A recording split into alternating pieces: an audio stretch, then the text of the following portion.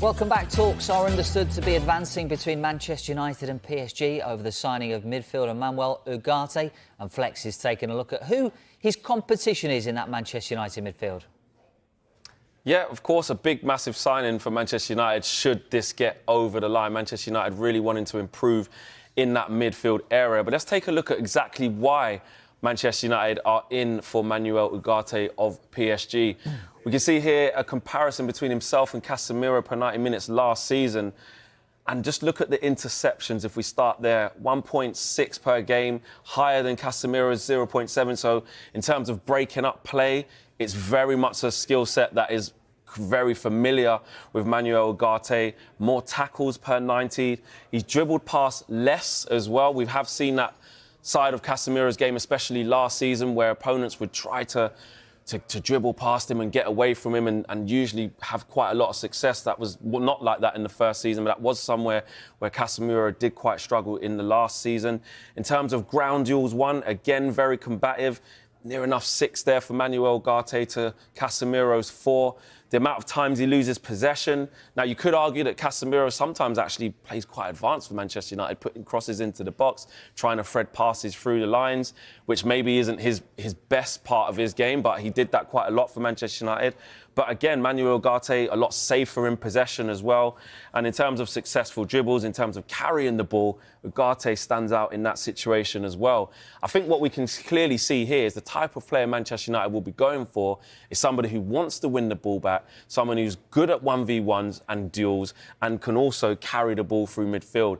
A lot of times Manchester United last year had very big open spaces. We saw Jamie Carragher talk so well about some of the problems in Manchester United's midfield, of how open they were, how susceptible they were to counter-attacks.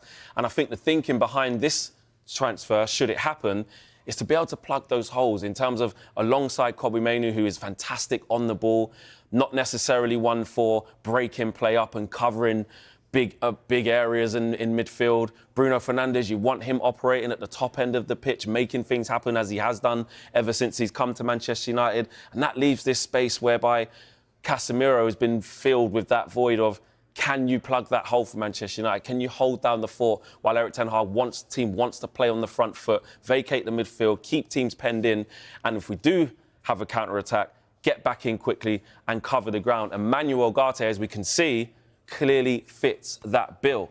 So if he does end up at Old Trafford with the options that they do have with Bruno Fernandes, with Casemiro as well, and Kobbie Mainoo, what sort of impact do you think he could have, Liv? Do you think he could be the answer?